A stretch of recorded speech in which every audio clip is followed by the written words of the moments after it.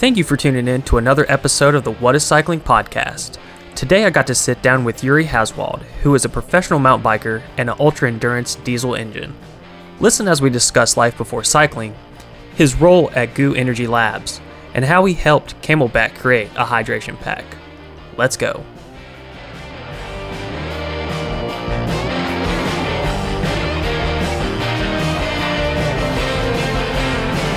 So I guess the first thing we should discuss is that, or I guess the first thing that I should do is thank Robin for getting us in contact with each other. So how did you how did you get in contact with Robin? Well, Robin and her partner Isaac were baristas at one of my favorite cafes here in Petaluma, California, which is where I grew up and live now. And they started hustling their own beans on the side. And I knew that they had a mobile coffee cart that they would take to events and stuff like that. And I had them come to a few. I put on a race called the Bantam Classic here in Petaluma. And so they have come and served coffee at multiple years of that. So that's how we've been friends for maybe close to a decade or something like that. Because my race, I put it on for 10 years, but they definitely didn't do the first year or two, but they did some of the middle years for sure, serving coffee. So I love supporting local folks. Yeah, that's awesome. So Robin and I actually went to elementary school and high school together. So she was like, you guys go way back. Yeah, exactly. So I guess she learned through social media what I was doing. And she was like, hey, I know this guy. And I was like, perfect. Sounds great. So that's awesome. Yeah, awesome. Small world. Yeah, for real. So I guess thank you, Robin, for getting us in contact. But so I want to go back before your cycling days. Sure. So you were a teacher. And so what did you teach? I taught elementary school. I taught first, second, and third grades for 12 years, which means I taught every subject,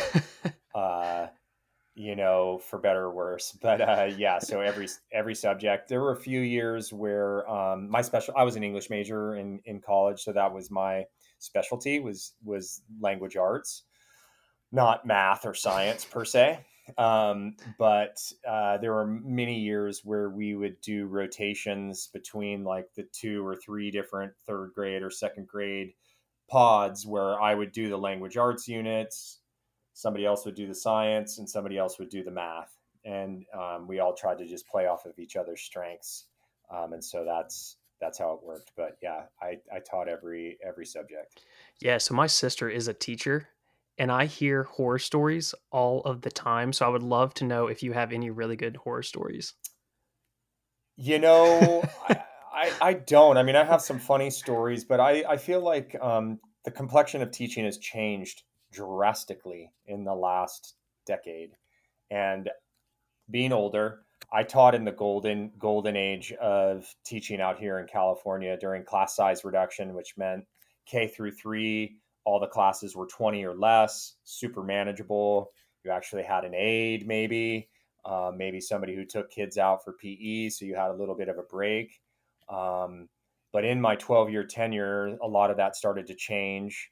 And their, class size went up a bit, and it's crazy to, most people would be like, well, what's the difference between 20 and 25, 7 and 8-year-olds? It's a lot. It's crazy how much just a few kids can change the dynamic of a classroom. And then, out here in California, a lot of funding was predicated on test scores. So like my last few years in the classroom, I was really focused on teach to the test, which wasn't really my style. So I began to sour on education a little bit and stepped out well before any of the COVID situations and stuff like that. But I don't have any horror stories. I mean, probably the worst thing is like, having a lice outbreak or something like that, you know what I mean, in elementary school, in your classroom. Because I always had a couch in my classroom so kids could hang out and read. I was really all about letting them like have a little safe space to go read. And I think I had a few couches over the years that I had to torch because we had a lice outbreak, But beyond that, just super fond memories and interactions with, 6, 7, 8, 9-year-olds. It was a really fun time in my life. Yeah, that's awesome. Because my sister, she's taught probably she's done the same thing too, where she's kind of skipped through grades and stuff. She's gone through first and I think through fifth. And I just hear some of the stories and I'm like, for one, you are way stronger than I am. But for two, you and all your fellow teachers are so underpaid.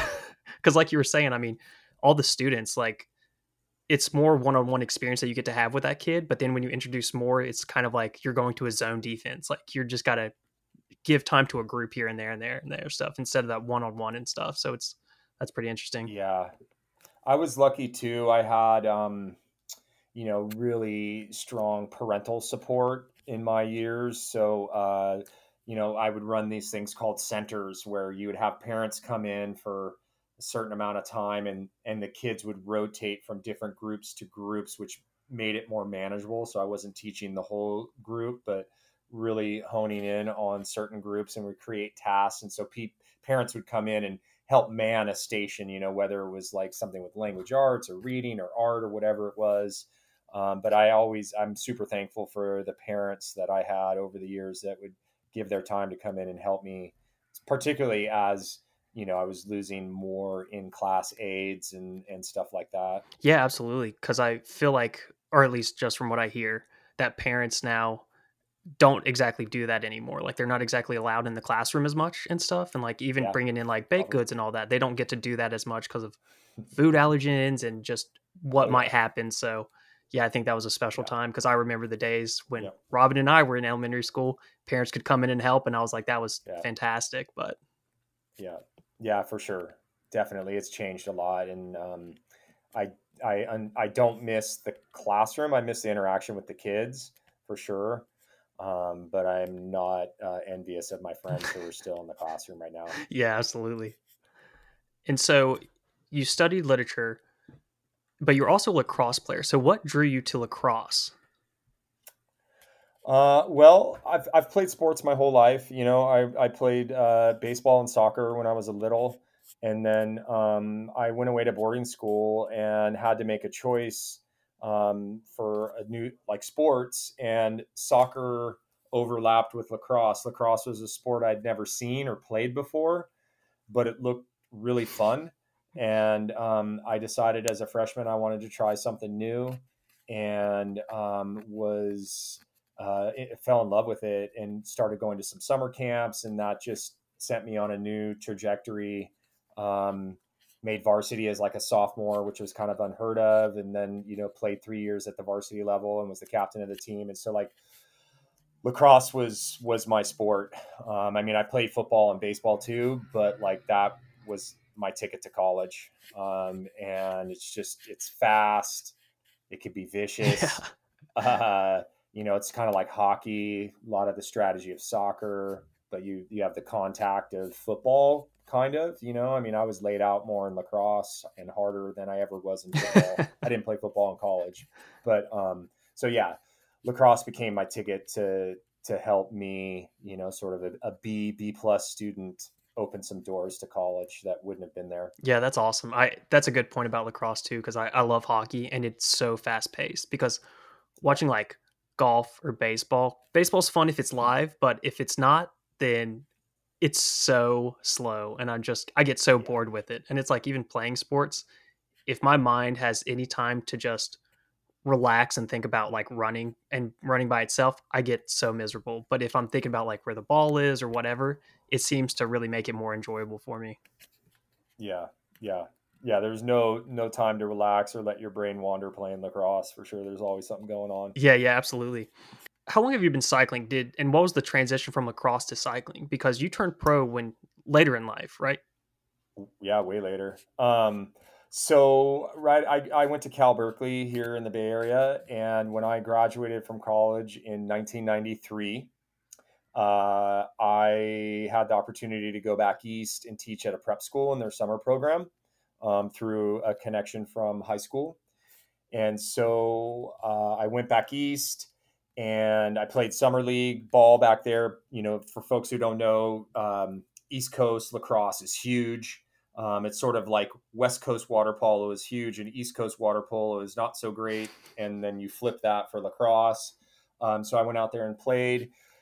But obviously there weren't that many avenues for me to continue. I wasn't good enough to play pro lacrosse, and some friends I taught with out there were avid mountain bikers. I knew how to ride a bike, but I didn't like cycle at all for fun or enjoyment. I didn't even own a bike.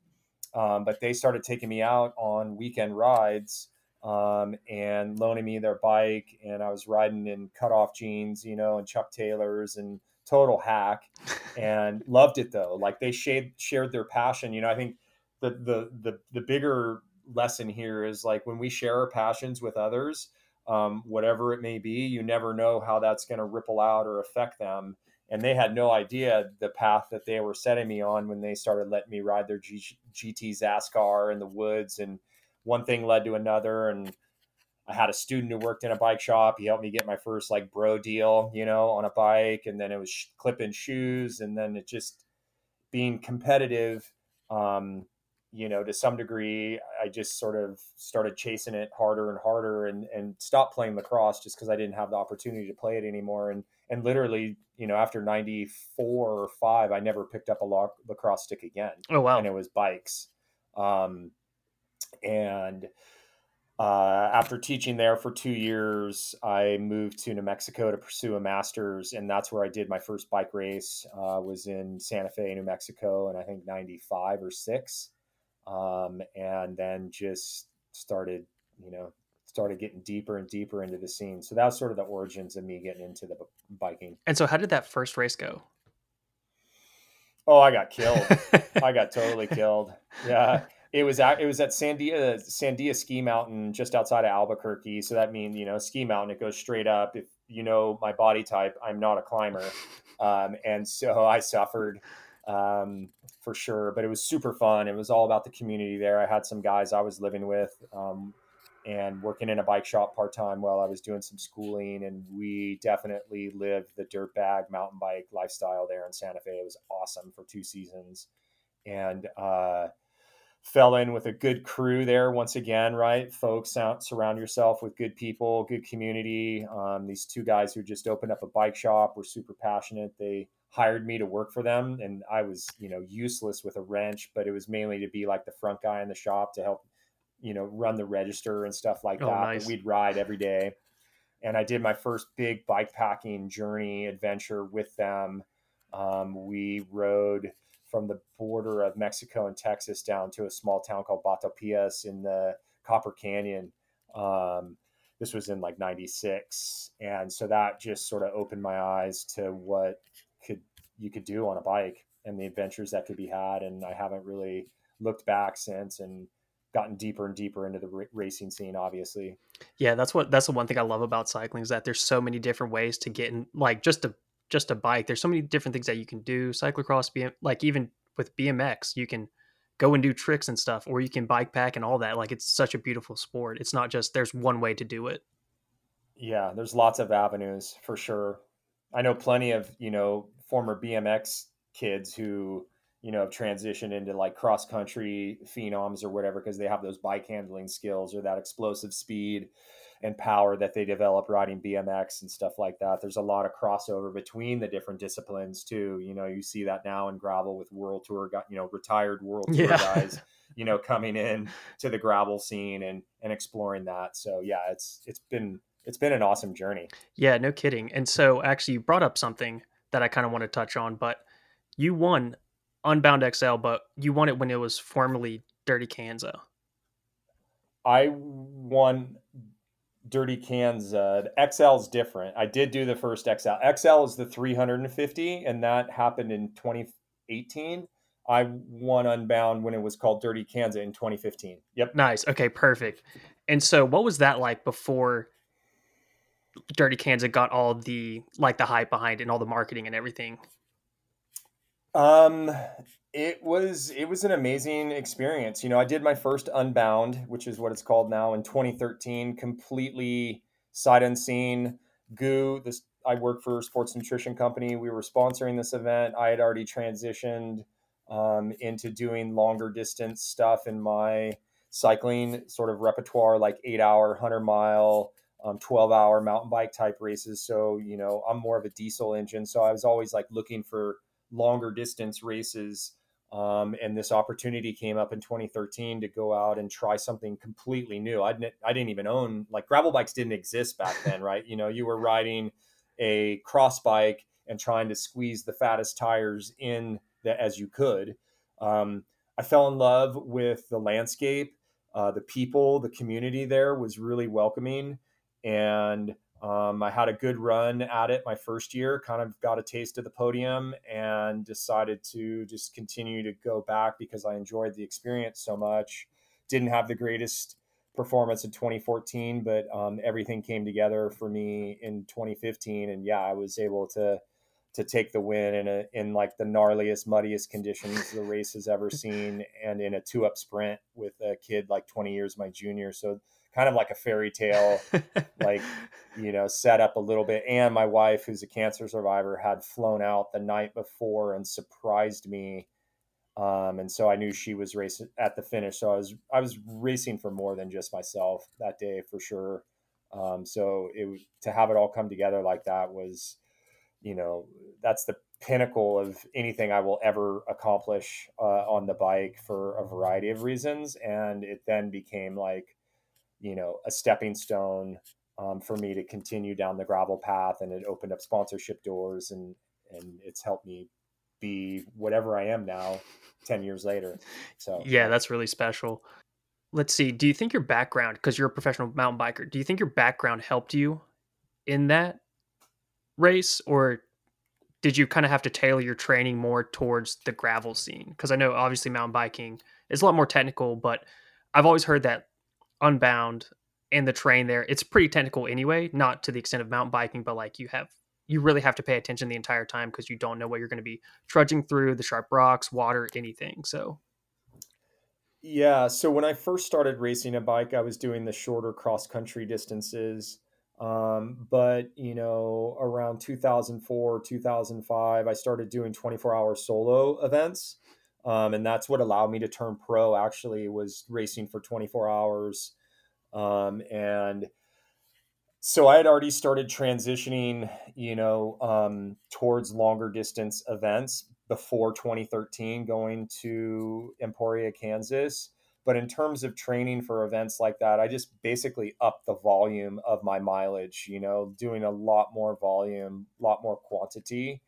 Um, and then, you know, obviously having the mountain bike skills helps out in the Flint Hills for sure.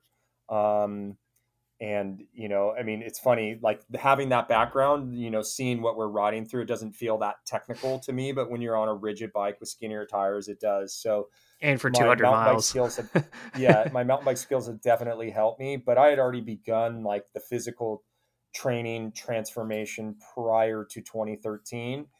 But, you know, after 2014, kind of having multiple flats and having a rough year, I decided to start working with a coach for the first time in my career, and made some changes in my training and diet, so I could be like my best personal best athlete when I showed up in 2015, because I'd sort of put it as my A race, and everything worked out. So mainly it was just upping my mileage and diet. You know, nutrition is a huge part of. I mean, I could talk about this for days, but nutrition is a huge part of fueling 200 miles out in the Flint Hills. Like, you can have all the fitness in the world, but if you're not putting fuel in the tank, like You're going to crash. Yeah. the empty sign's gonna come Yeah. on. Yeah. So yeah. No kidding. So just for all of the 24-hour races and ultra endurance races, what did your training look like leading up to it besides getting more miles? Like, were you doing interval days, and what did your nutrition look like during those rides? Yeah, so, you know, for 24-hour racing, it wasn't necessarily intervals, because it's like, you know, you're riding for 24 hours, you know. So it was more of upping my mileage again on my mountain bike. You know, some folks, you know, assume like, oh, if you're doing a 24-hour solo, you must be going out and doing super long days on the bike to try to mimic that. And it's really actually too much stress to put on your body if you're wanting to properly prepare. So, in my opinion, so, you know, I would never do rides longer than like 8 or 9 hours, and I wouldn't do that many of them. But what I would do is like stack big days in a row. So, you know, have 3 days of like 5+ hours each day. So you're doing like 15, 16 hours in those days while you're refining and using the nutrition that you plan to use, figuring out what caloric number you need to hit per hour, because that's how I try to break it down for people, is figure out what products you work for your system, what flavors work for your system, and then how many calories you need per hour. Everybody's systems are different. I typically operate on about 200 to 300 calories, 300 being a lot per hour. And that's broken up between liquid, solids, and like chews. Um, so yeah, I've just slowly, and it's super fortunate that I work for a sports nutrition company whose, intent is to create products that help athletes be their personal best. And so I've, helped develop products and was lucky enough to be a part of the product launch of our Roctane energy drink, which has 250 calories, which was like a game changer for me, because at a certain point, like, you don't want to take in any more like solids or things. It's hard to eat. You go through these waves of what you can and can't eat. And so having a liquid option, makes it really easy to get your calories in. So it's still a work in progress, but yeah, in the terms of the training, like intervals are not really in my vernacular for what I do, because I'm a diesel engine, and I just need to be able to run for a long period of time.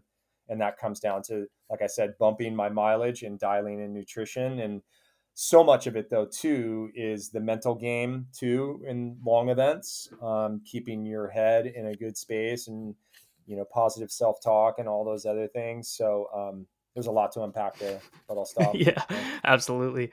And that kind of sparks my interest too about like I kind of want to go try it now where said you were doing like 5 hour blocks for like 3 days in a row, because I would always do it for long distances, like 2 to 3 hours through the week, and then stack like a huge day, like 7, 8 hour plus. So I kind of want to go back and try it now of doing like the 3 days stacked a little bit larger. It seems like it would put less stress on my body. Well, actually, it might, or it puts a good amount of strain on your body, and then you rest. The important thing is you need to rest after that 3 day block to let your body make those gains and recover from that. I've always found, like, when you stress your body and then recover is when you make the most gains. And I really learned that lesson, working with a coach in my lead up to 2015, who helped me work in like really specific power zones. I wasn't using heart rate to measure my efforts, but power, because I'm more of a power rider. So we would work in really specific zones to train my system to be able to maintain those for long periods of time. So And so what did the recovery look like after training and everything? Like what do you usually do to recover? take a couple days off, do yoga, walk, eat well, sleep well. I mean, sleep is that is like the most important recovery tool that we all have access to, right? That we don't have to pay for.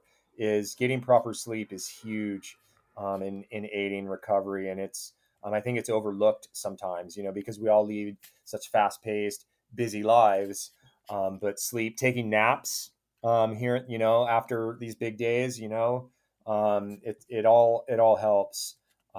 So yeah, that would, maybe I have some compression legs, that I'll use to help me with recovery, but mainly it's, sleep and feeding your body like extra protein, and hydrating, eating well. Yeah, absolutely. I feel like apps like Strava, like I like the idea behind Strava, but I feel like that can kind of sometimes be detrimental to people for the rest aspect of their training and just cycling longevity, because they're like, oh, I have to hit a certain amount, or like I have to keep up with this friend, or I have to be on this Yeah. leaderboard or stuff. Because I know that I used to do that. And so now Yeah. getting away from that has definitely helped the recovery aspect of my body. But yeah, that's pretty interesting. And so, as you stated, you work at Goo Energy Labs and you are Hmm. the elite athlete manager. So, now what goes into that? Oh, well, I'm about to dive into it full bore right now. It's so athlete contract negotiations, choosing athletes that we work with from a lot of the different sports, that our brand, sort of interacts with. So yeah, I've been doing this a long time, and so I'm friends with most all of our athletes. I get to work with some amazing folks, and so it's really inspirational and fun. But I'm now is like the time of year when people are talking about renewing contracts. I have a number of my athletes are on 2-year deals, so we don't have to talk this year. But there's a lot of folks that are 1 year, and so I kind of look at like what our company goals are in terms of marketing and seeing how athletes fit into that. And the last few years, particularly coming out of COVID, like it's been more about like content creation and engagement than competition. And it's been an interesting shift for athletes, because it was a different model prior to COVID and years back where, your sponsorship dollars or relationships were based purely on your performance, on the field or on the bike or whatever it was. And that has shifted a little bit um, into more being like content creators and engaging with your community and stuff like that. So it's, it's dynamic, it's complicated a little bit, but it also makes it super fun to know that I'm helping shape, the athletes that will help share our story and share it with their communities. And like I talked about, like those ripples that just keep going out and stoking people out. So now, do you reach out to them, or like do they reach out to you and try to get sponsorship, or how does that interaction work? It's a two-way street sometimes. I've had a very similar crew of athletes for about the last decade, almost 7, 8 years at GU, bringing in new folks here and there. And those, either come via other athletes or come out of the blue sometimes. IG Messenger, I get hit all the time with why I should sponsor so and so. But it's mainly based on relations. And I'll have an athlete that I've worked with for a while bring me someone, and I know that I can trust their radar, so that opens up a conversation. And then I try to have conversations with everybody, whether I feel like it'll go somewhere or not, because you never know what may come out of it. And I want to respect that. I'm in an interesting position because I straddle both worlds. Like I still deal with sponsors myself personally as an athlete. I have a lot of sponsors, but then on the other side of things, I'm the one that is making decisions for new athletes. So like I understand both sides of it, for better or worse. And so hopefully that makes me more empathetic in my interactions with athletes. I'm very blunt and honest with them, which might freak some people out, but that's how I prefer to be dealt with, like yes, no, I don't know, like try to give an answer instead of like getting ghosted or Yeah, just, yeah, yeah. absolutely. So, anyway, those are just a few of my thoughts on my job. But yeah, it's peak season right now for me to figure out sort of the puzzle pieces of our athletes for next year, the ones that are up for re-signing. Gotcha. Yeah, that's interesting, and that probably does make it better for you that you also have your own sponsors to be able to figure out like, well, I don't like that about that guy, so let me not do that to them. So yeah, that's cool. Exactly, and it also like one of the funny things about this world that I work in is there's like no objective like measures to say like you win this race, right? You have this many followers, you're worth that. It's so subjective, and it depends on a lot of times like who at a brand and what they have at their disposal budget wise. So um, one of my goals has been in the past 4 or 5 years is to sort of create some tiers that I work within, financial tiers that I work within that have different asks or deliverables from my athletes. And then it's pretty quantifiable for me, like, oh, you did that, and that this year. Sweet. Like you Okay. fulfilled your contract. It's like doing your homework, like ticking off the to-do things. So I've tried to, because I inherited this athlete list and relationships and some bloated contracts and stuff like that. So I've been trying to right size things the last few years because people assume we have a lot bigger budget than we actually do, and that we're a lot bigger company than we are. We're pretty small and scrappy. Um, so yeah, it's fun. It's also it gives me a bit of anxiety too to know that I may have to cut somebody's salary or let them go. And there's also an ebb and a flow and a lifespan to relationships. with brands and athletes. Priorities change. For brands and athletes, obviously age out and maybe aren't racing so much, so that might not fit that really high performance brand's goals anymore. So anyway. Yeah, that's cool. I'd never really thought of it. Makes sense because you're thinking about the company's goals and how you bring someone in to fit those goals. I wouldn't exactly think about that as a sponsor, but yeah, that's interesting. I like that.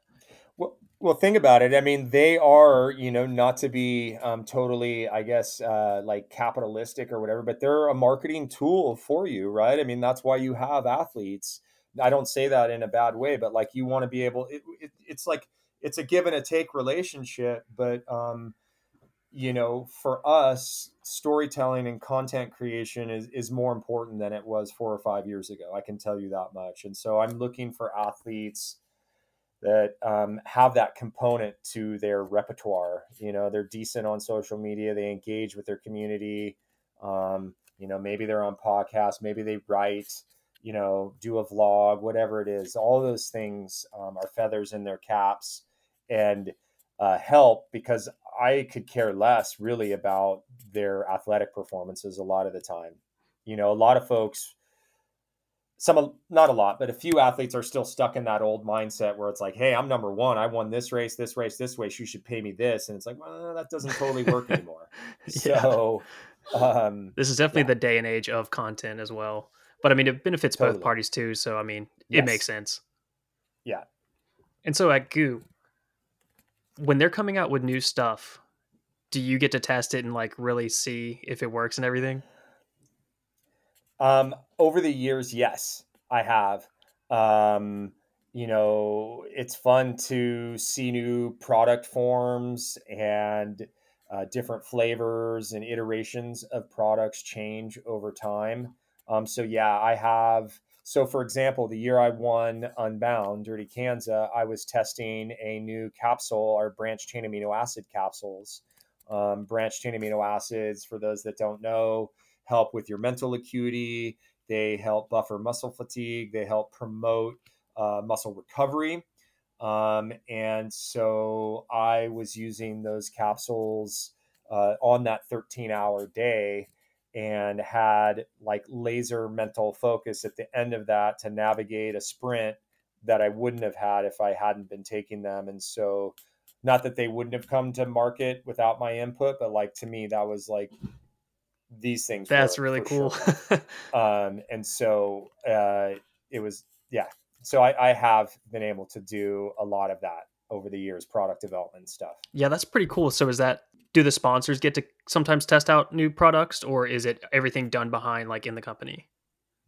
No, we have like super testers Okay, cool. or tasters behind, like, no, like nothing, like it's in unmarked, Oh, gotcha. packages and stuff like that. You're not allowed to have photos or things like that. We have some protocols around that. So it's not going out beyond a small circle of people when it's in the real R&D phase. It's usually in some unmarked, like gray, spacey looking, packages and stuff like that as we're testing out maybe a new form or a fuel type or something like that.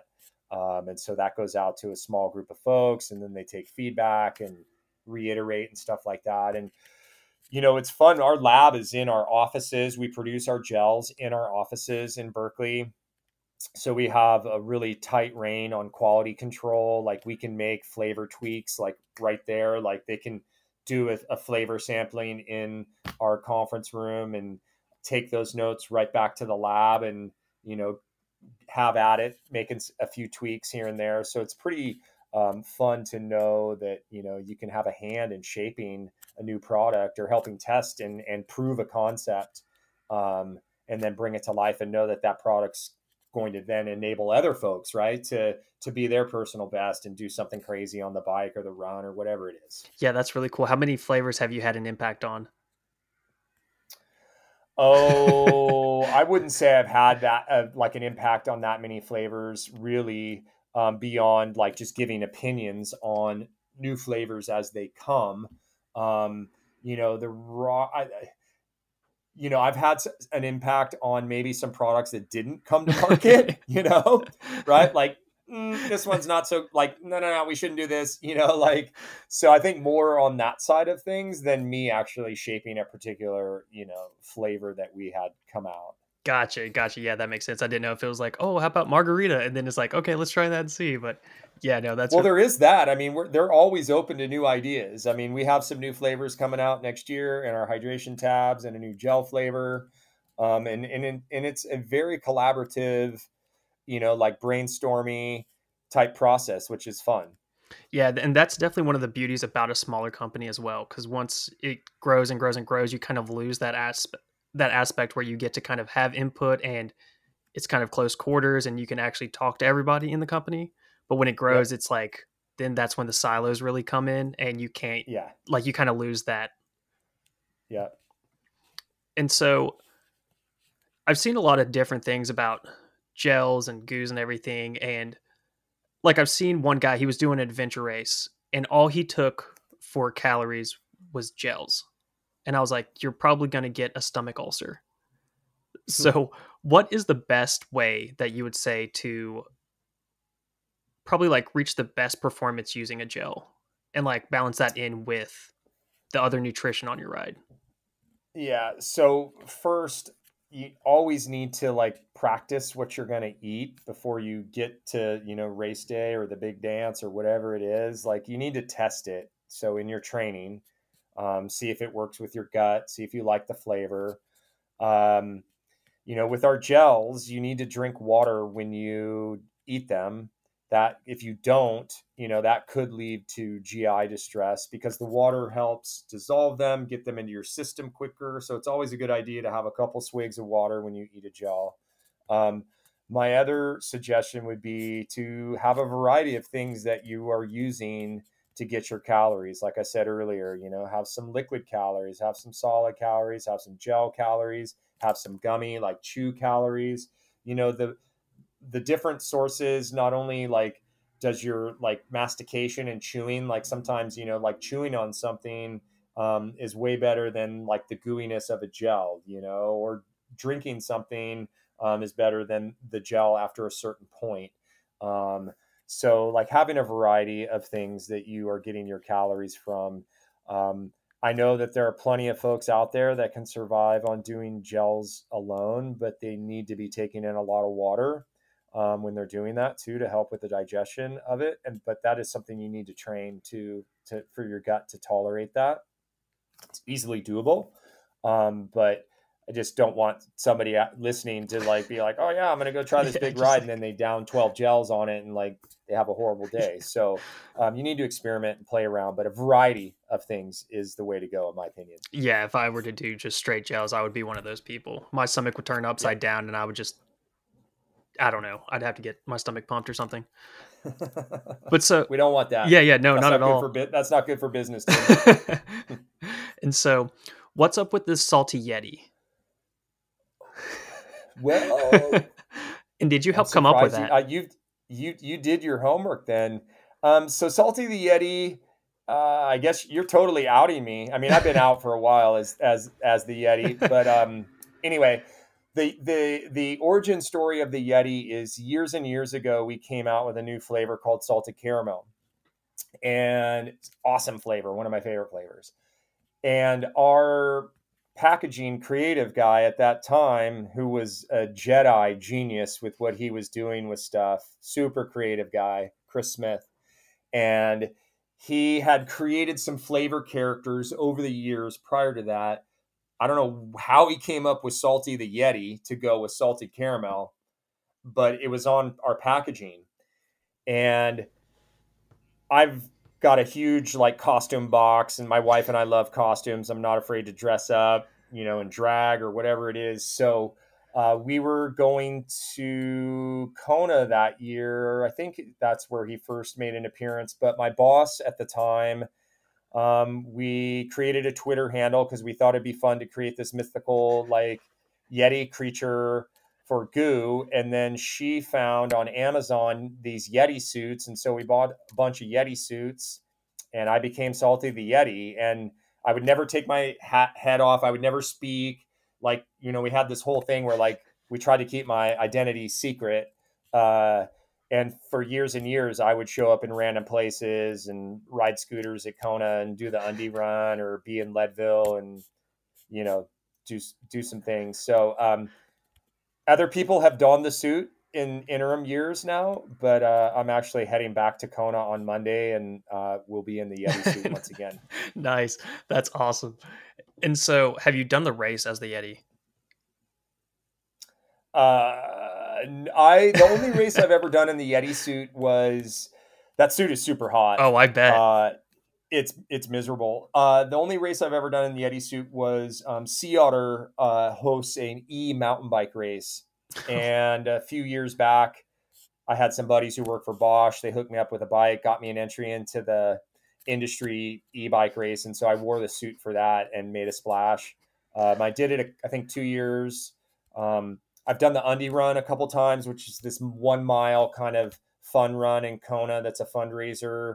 But it's only 1 mile, but even, I mean, Kona's humid and stuff, so it's hard.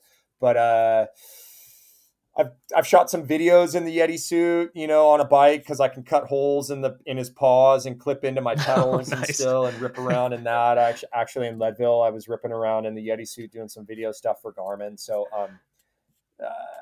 yeah, next week he's going to be on the streets of Kona, so look out. Yeah, that's so awesome. Yeah, because I can only imagine how hot that thing is. Like just from previous experience with Halloween and stuff, like those costumes do not breathe well, especially if it's humid outside. I couldn't imagine the soggy Miserable. Yeti. But It is miserable. I wear swim trunks under it, and that's it. You know, just because you're sweating so bad. Yeah, that's smart. You need to get one of those like ice chest packs or something. That'd be nice. And so, who were your first sponsors, and like how did you become sponsored or become pro? Was it just winning races and you just went up through the ranks, or?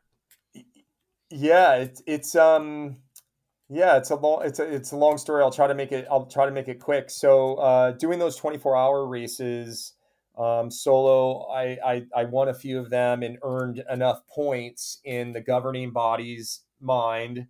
At that time, you would send a letter, like a petition. This was back in 2005. Send a petition in to upgrade. You know, you'd write them a letter, show them your results, and after winning a few of those, they gave me my pro status. But you know, I kind of took a different door to get to pro. Like I wasn't fast enough to do it as an XC rider. I had to do this long distance discipline to earn that upgrade. Prior to that, I had some sponsors. You know, I've ridden for some amazing brands over the years that were friends. You know, I rode for Salsa Cycles, which was originated here in Petaluma, which then when they were sold to QVP, one of their welders started a brand called Soulcraft. So I rode for that team and started making inroads with some brands like Giro and some other folks. And then you know, turning pro didn't like open the floodgates of, you know, sponsor dollars coming in or anything like that. It was more of just a personal goal of mine trying to get that.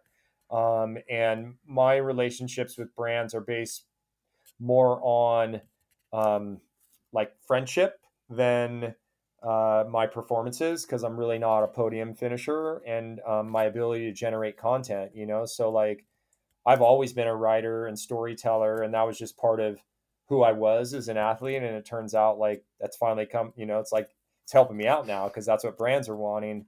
And so, you know, I've been with a number of brands for a long time, like Garmin. I've been with them for a long time. CamelBak, they're a local Petaluma brand. I've helped them develop a lot of products. That's been a really fun offshoot of my relationship. I don't know if you may know, like the Chase vest, which you see on every gravel rider out there. Like that was my idea. I helped. Oh, no way. That's awesome. Yeah, I helped develop that vest because the year I won, that pack didn't exist. So I asked them to give me their lightest, like most breathable run vest because I needed, you know, I wanted the water storage, but I didn't need all the other bells and whistles of a pack. I just needed that water storage and maybe some place to tuck some gels. And so that's what sparked the idea of the Chase vest. And then I started working with their development department. And in fact, just like 2 weeks ago, I just went into their R&D and helped them make refinements on the next iteration that's coming. So been a really Oh, that's fun awesome. part of my journey, is helping develop some products with some brands and give them feedback. Um, yeah, so that it's, and doing it as long as I have done it now, you develop friendships with folks. And so I've been with a number of bike brands. I was with Marin Bikes for a long time. I then went to Scott Bikes, and now I'm currently on Niner. Um, and so it's been awesome. I ride in Velocio clothing, been with them for a few years now. And so, yeah, it's super fun. I'm not tired of it yet, and I plan on keep doing it. And, yeah, just see where it takes me next. That's so cool about the CamelBak. That is so cool. So you did the race and then came back and was like, I need something different, or did you have a kind of like a little water bladder behind you for the race? No. Their run vests have, a lot of them have little bladders in them. Okay. Um, and so I think the fact that I asked them for a run vest for this gravel event, because I was just as like gravel was starting to get on people's radar, and some brands, I mean, Salsa was way ahead of the curve with developing a specific gravel bike and stuff, but that was right when things in the industry started becoming a little bit more gravel focused, and they were developing bikes and shoes and tires and this and that were all gravel specific. And so already having a prior relationship with like the development department at CamelBak, because I helped them develop something prior to that called the race vest, which was a base layer that had a hydration pack in it, that I would freeze and use as a thermal cooling device. That product no longer exists. It only existed for a few years, but like I think that helped legitimize my input or whatever with their R&D teams. And so, me using a run vest, they were probably like, huh, I wonder why he's using a run vest. And it's like, well, dude, I could actually use some stowage here. And like, this is what we could do. And that's how the Chase came about. And then I took the very first iteration, I think it was like one of two packs, to New Zealand, and did a stage race in New Zealand in 2016 or 2015. I'm losing the time here. Probably 16. Um, and then it's just been constantly evolving since then, and it's a super popular pack, and it puts a smile on my face to see so many people wearing it, knowing like I had some input on creating something that's helping people get out there and explore. Yeah, man, that's remarkable. That's so cool. I've never done anything Thanks. like that, and I'm pretty jealous. Dumb luck. It's not like I mean, truly, right? It's not like I was like, oh, like I'm going to create this whole new pack thing for this gravel thing. It was just, recognizing I wanted a really lightweight pack and didn't need a lot of the stowage of their bigger packs. And their R&D team being like, huh, that's interesting. This segment seems like it's going pretty well. And Yuri used a run pack. Well, maybe that means we need a pack for this. And it just came together. Yeah, man, it's all in who you know. Right? It is. And so you've experienced gravel pretty much the whole lifespan of gravel racing and stuff. Not totally. I want to be like really respectful and conscious of the fact that, I still consider myself a relative newcomer, even though like I'm going into like my 10th or 11th year, because gravel, the year let's see. So my first year of Unbound, I believe it was their 8th year as an event. Okay. Because 2015 was their 10 year. Yeah. So it was their 8th year as an event. So that event had existed.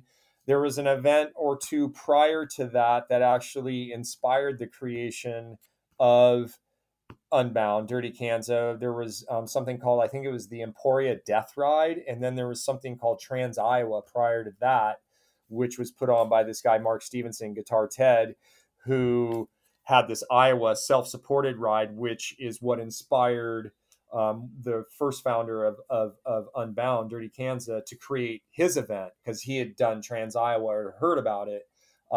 So, I mean, things have been going for, 8 or so years prior to me getting into the scene and then just falling in love with it. And like I said, since 2015, it's really blown up in a big way. And I've been lucky to be at a lot of the big events and know the promoters and see it grow and change and get spit out of the front end and be in a different place now in the field. And it's just fun to watch the evolution of this segment of the sport.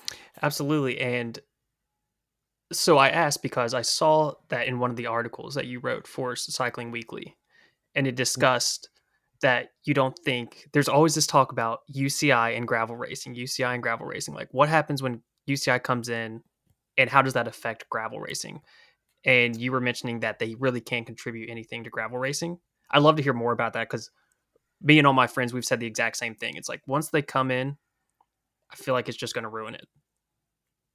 Yeah. So, I mean, I could talk a while about it, but I'll try to keep it short and concise. So I don't want folks to get out there to think that like I'm a hater on the UCI, because the UCI does provide some amazing racing, high end like racing opportunities for folks, for sure.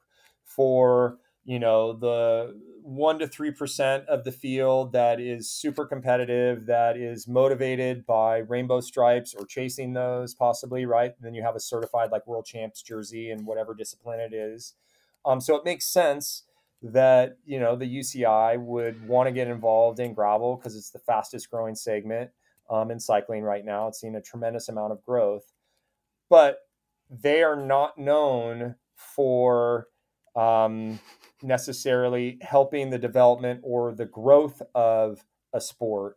They're not concerned necessarily about inclusivity or getting more women on bikes. A lot of these initiatives that you're seeing with a lot of the big events out there, like Rebecca's Private Idaho and Unbound and Gravel Worlds and Mid South, folks like that have made SBT Gravel have made huge investments in trying to be super inclusive.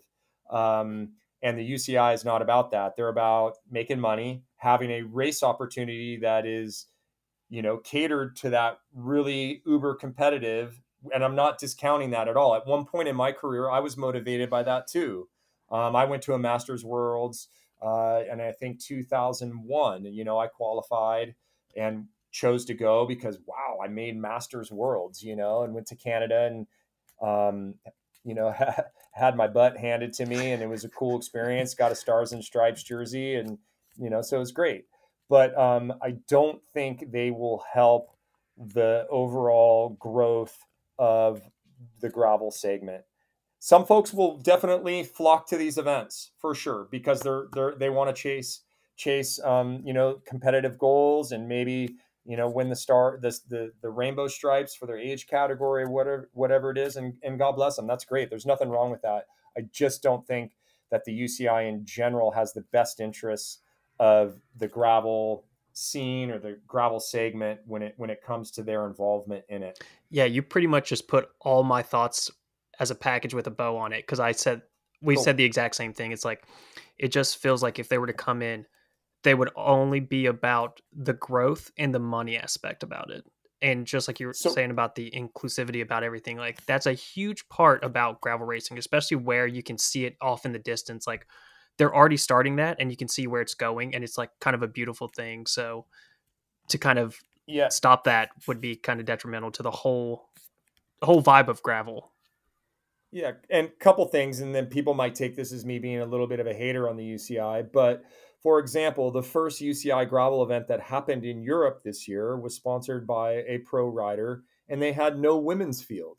Like, how is that good for Yeah, the how are you going sport? to do that? Another example is I know a gentleman in Midwest who wanted to qualify for Gravel Worlds, did a qualifier, qualified, but was never notified by the UCI and tried to hunt them down multiple times.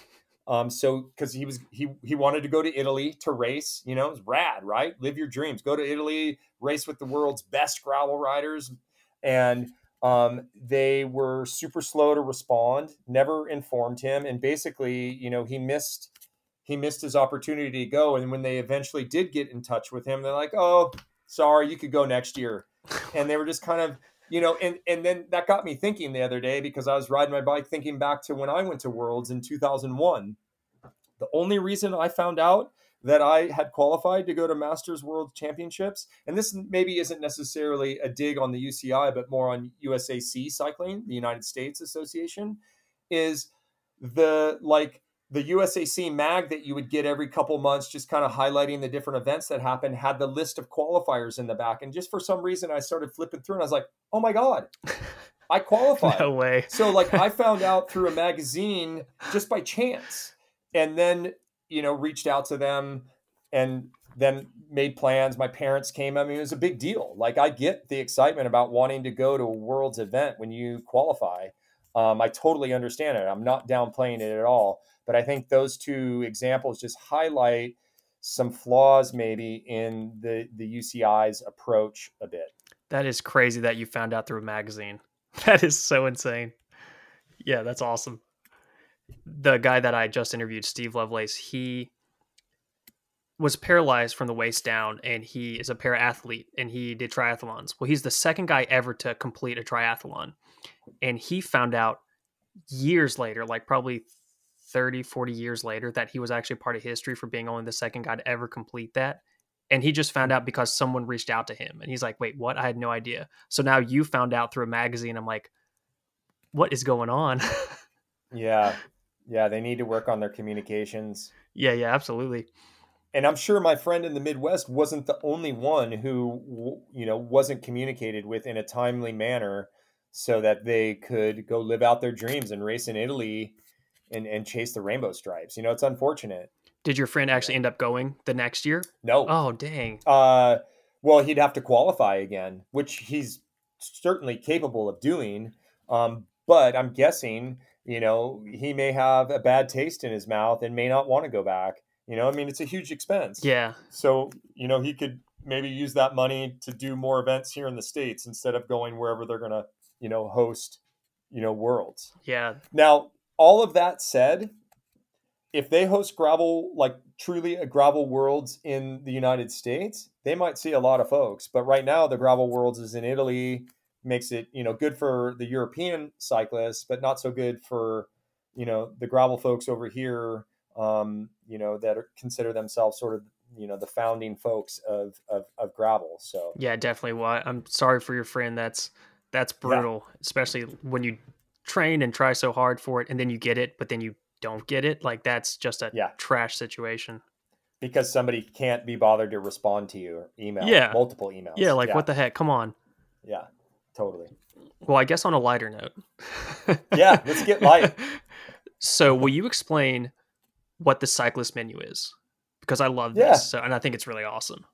Oh, I'd love to explain what the cyclist menu is. So the cyclist menu are two of my dear friends, Heidi and Xander Alt, and they have gravel camps down in a magical zone right on the border of Mexico called Patagonia, Arizona. And they started their camps about 8 years ago. And they invited me to be part of their first camp in Tucson. I was writing an article for Peloton magazine. And one of the days we rode into Patagonia, and it was like, this is the zone, you two. And so in the intervening years, they've, hosted camps all over the world. They have camps in Mallorca. They've done camps in Iceland. They've a lot of camps here in the States. They have relocated to the town of Patagonia and are living there now and have a bar there. They just opened up a bike shop. They will be hosting their third annual race this November, which I'll be going back to for my third time, called the Spirit World. And then in the spring in Patagonia, they host 4 or 5 day long camps where you go and ride your face off and eat amazing food, because Xander is a professional chef, amazing cook, and all of their food is locally sourced. And there's a story behind everything that you're eating. And so it's really good food and an amazing place. And the campers all have their own sort of unique stories. And I got to spend a lot of time with them last year guiding. Things were quiet for me for work. And so I was given a hall pass and was able to go down there and help guide for a few camps and call it work, which is super fun and rewarding to ride with people. In this really remote, beautiful zone. I mean, it's straight out of like a, Clint Eastwood Western landscape. Definitely. The Sergio Leone, music plays when you're riding out there because it's just majestic. And it's a really special place. So how long are the camps? The camps are typically, I'm going to get this wrong, but I think they're like a Tuesday to a Saturday. So Oh, people can okay. then fly home on a Sunday or something like that. It's somewhere in that range. They're like 4 or 5 days, and it's all inclusive, eat breakfast at this place called the Gravel House. Then we head out. We'll have lunch out in, the San Rafael Valley because there's support vehicles. You finish the day, there's massages for folks. Later that night, you come back to the Gravel House. There's an amazing meal, maybe a campfire, and then you go to sleep and you repeat it. And just yeah, it's really fun. Highly recommend checking out their camps. Yeah, I'm just And their event is sold out again. Spirit World, it's a rad event. They're helping change the face of that town. It's a mining town that has actually a really successful booming mine, which is a bit of an issue. But it's a town of about 1,000 people, right on the border of Mexico, in the Santa Rita Mountains, and it's at 4,000 feet, so it's always cooler than Tucson. And it sits at this intersection of about 4 or 5 different mountain ranges. So the flora and fauna there are super diverse. You wouldn't expect it for a desert biome, but they have like jaguar and some crazy stuff.